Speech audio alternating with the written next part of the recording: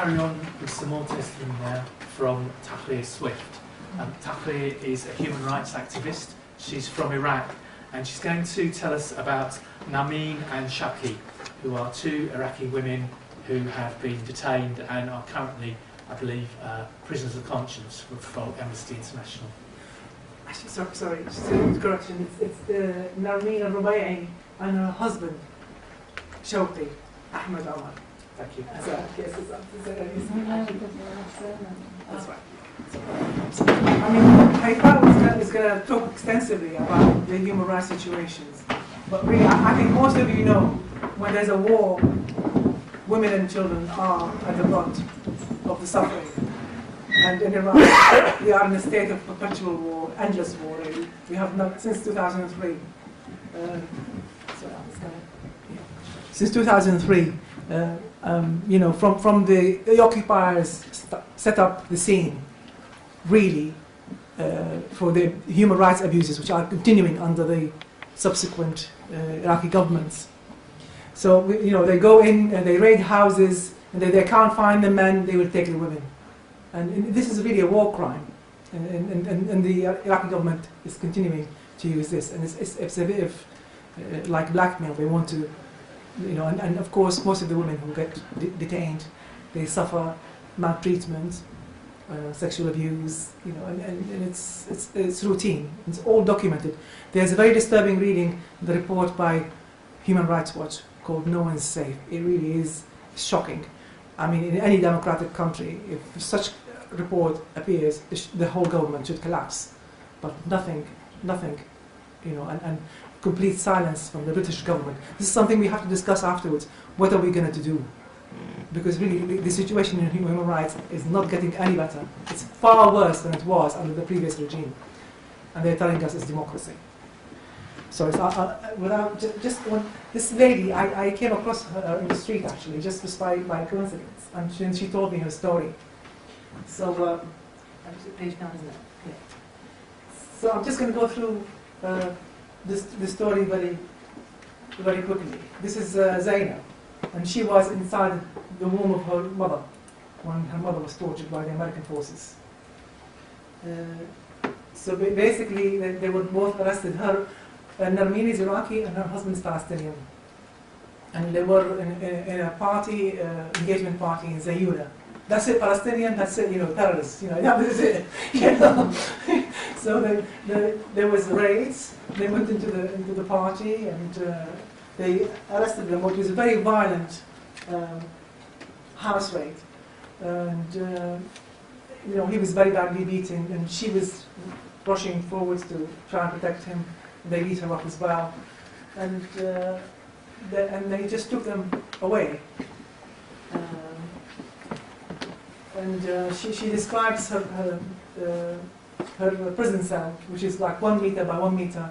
All the walls are black and the red lights in it. And most of the time she's blindfolded in her hand, handcuffed. And they keep on chucking cold water at her. They open the door and chuck water, you know. And they, you know, she said from the time they arrested her on the way to the detention center, which turned out to be the notorious Camp Nalma, which the Guardians wrote a lot about. From the point they arrested her, they were threatening her away, and they were asking her to confess it. Confess what? So she spent 16 days in the prison, and she was really, you know, she was tortured with electricity. And when they found out that she was pregnant, they increased the torture. And they said to her, "We're going to kill your baby inside your womb." They threatened, took her. Her husband was detained in another cell, and they would take her to her husband and say, "We're going to rape her now. You know, you have to confess you've done some terrorist. You're here to do terrorist." In fact, her husband is a businessman, and he was looking to get some contracts. And he's an American citizen. He has served as a part of the Minnesota Guards. But none of that seemed to... They weren't Americans, the ones who took them. It was American forces, yes, it's 2004. I'm talking about October 2004. And then they said they will send you to Abu Ghraib, and you know what happens in Abu Ghraib. And actually, since I've met Naveen several times, and sometimes she will tell me something, which is this is very important. She told me something really, really sad. I don't know. Some of you might have heard about how there was a big campaign for the translators. To protect the translators. She told me the translator volunteered to torture her, to rape her herself, instead of the Americans. So I mean, this is really sad that even the translators were taking part in the interrogation and torture.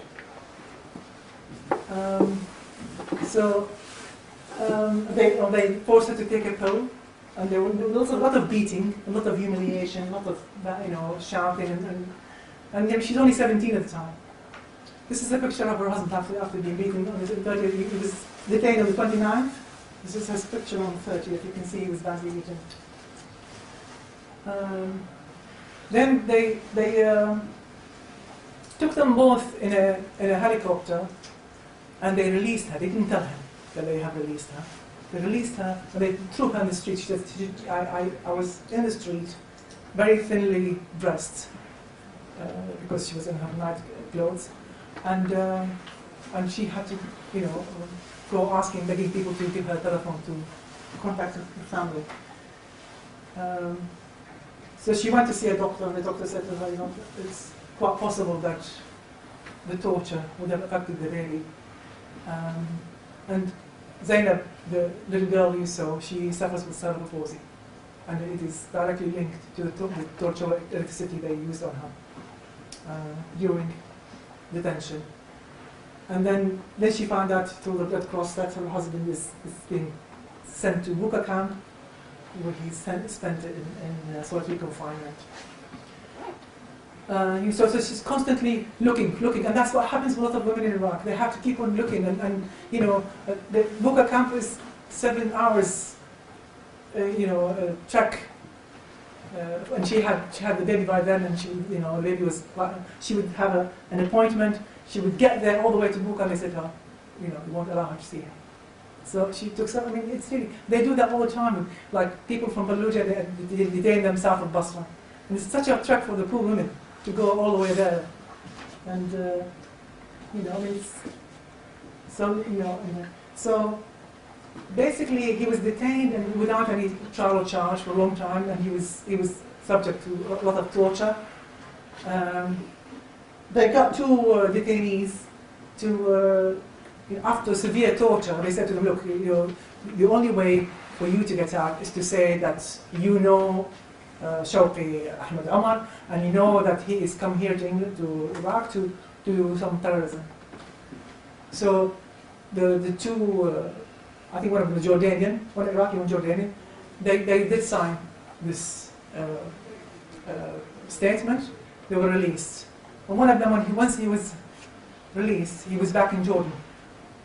Actually, I don't know, some of the images I'm going to be showing is a bit...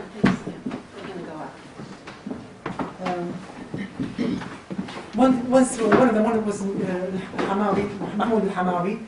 Once he was in Jordan, he produced a legal document to say all I said about Shawqi Ahmed Omar is false. I did it because it's the only way I could get out of the torture chamber, and I've never met him. I don't even know him. So, Shawqi's first wife is American, and he's got a son with her. And she has been fighting for him as well. And she managed to get some... It was a landmark decision, but unfortunately it was turned down afterwards. That as he's an American citizen, if he's got anything, why don't you take him to America and put him on trial instead of leaving him? Instead, that was overturned, unfortunately, and he was delivered to the hands of the Iraqis.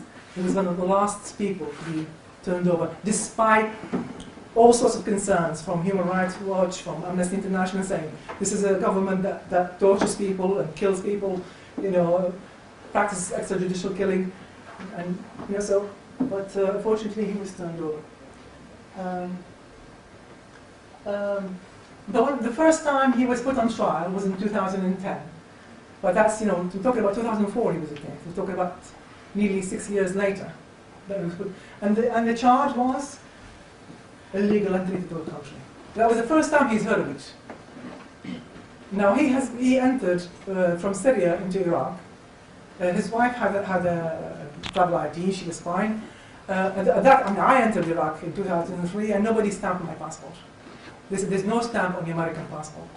They didn't have a stamp. Somebody has scribbled the date, and they have made a note of it in their records. But really, it's a trumped-up charge. And for that, he was sentenced to 15 years at first, which is ridiculous, really. This was overturned later on in February 2011 to 7 years. Well, he has been in prison since 2004. Look at that, it's 10 years now. And he's still in prison. So this is the American ruling. He went on hunger strike as a protest because basically since his service sentence, Amnesty International has produced a statement saying he is now arbitrarily arrested person. He should be released because he served a sentence. Okay. So these were actually believe it or not, these horrible pictures were actually submitted to the American courts and did nothing about it. They did nothing. They still said it was safe to deliver him to the Iraqis. There's nothing going to happen to him. Or we had a promise from the Iraqi government. But since he was delivered to the Iraqi government, he suffers discrimination, and he suffers, he's singled out as Palestinian. There's a lot of prejudice against him, and he has already suffered also 2 sessions of interrogation and torture. So really, in reality, he should be released immediately. So I actually accompanied Narmeen to the UN Human Rights Council in Geneva, and we made representation to the working group against disappearances because at the moment, he was, last thing she got from him is a note last November to say, I am in Abu Ghraib now. Now Abu Ghraib was closed in April this year, and she heard nothing about it. So legally he is disappeared. And he is arbitrarily arrested because he's finished his sentence.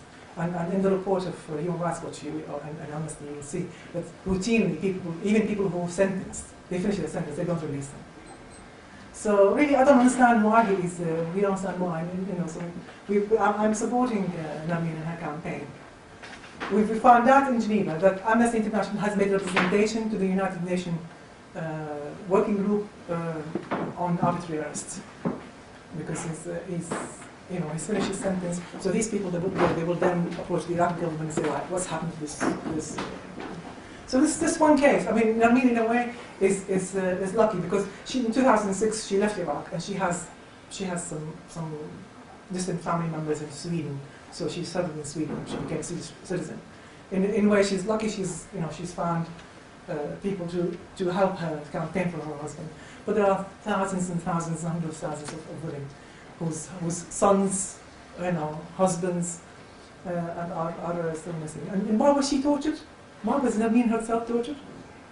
Just because let's say her husband was justifiably a suspect, even if he was justifiably, she should never be tortured just because she was his wife. So this is what we do, and every now and then, Narmeen and I would. So this is the note that she got from Abu Ghraib to say, I have been in Abu Ghraib 3 months. She didn't know that he was moved from his prison, and so we come out and we do protests outside the American embassy and outside the Iraqi embassy. And this is Zainab now, and she's 10 years old. She's a lovely girl. So this is the certified retraction of the prisoner who first made a confession. And these are the references. There we are. So it just highlights what difficulties of that the women, face when their husbands or loved ones are being detained. Thank you.